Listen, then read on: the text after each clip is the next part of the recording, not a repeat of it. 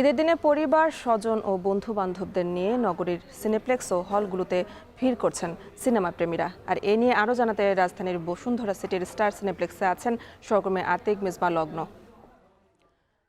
সিনেপ্লেক্সে cinema প্রেমীদের ভিড় কেমন দেখছেন, আর আগ্রহের কেন্দ্রে কোন কোন চলচ্চিত্রগুলো রয়েছে, বিস্তারিত জানাবেন।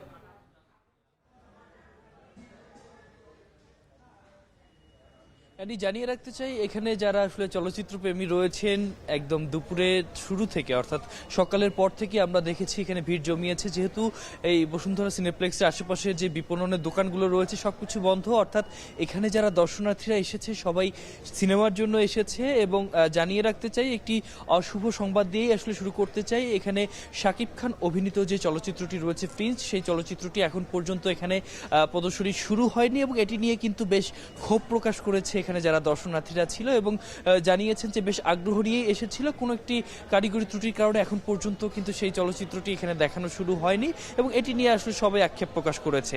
এরপরও বেশ কিছু চলচ্চিত্র রয়েছে। আমি যদি বলতে চাই, হৃদয়ন রনির যে দম রয়েছে, সেই দমের প্রথম শো কিন্তু শুরু হয়েছে 1:20 এবং কিছুক্ষণ আগে দুপুর 2:20 রায়হান রাফির যে প্রেসার কুকার রয়েছে সেই চলচ্চিত্রটি এখানে দেখানো হচ্ছে এবং একই সাথে রাক্ষস চলছে এবং হুমায়ুন আহমেদের গল্প অবলম্বনে বনলতা এক্সপ্রেস নামের একটি চলচ্চিত্র এখানে প্রদর্শিত হচ্ছে। মোট 5টি চলচ্চিত্র প্রদর্শিত হবার কথা থাকলেও এখন পর্যন্ত 4টির প্রদর্শনী এখানে আছে এবং একটি চলচ্চিত্র কারিগরি ত্রুটির কারণে এখন পর্যন্ত এখানে আসলে দেখানো সম্ভব হয়নি। আমরা দেখছিলাম, কথা বলছিলাম এখানে যারা দর্শনার্থী বা সিনেমা প্রেমী ছিল এবং একই সাথে প্রযোজনা এবং পরিচালনার সাথে যারা সম্পৃক্ত ছিল তাদের সাথেও আমরা কথা বলেছি।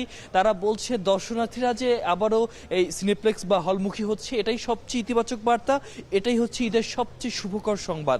তো এই ছিল আমার এখান থেকে সর্বশেষ। পরবর্তীতে হয়তোবা আমরা আরো জানাতে পারবো। ঈদের ছুটিতে হলগুলোতে ভিড় করছে সিনেমা প্রেমীরা, আর সে খবর জানাচ্ছিলেন সহকর্মী আতিক মিসবা।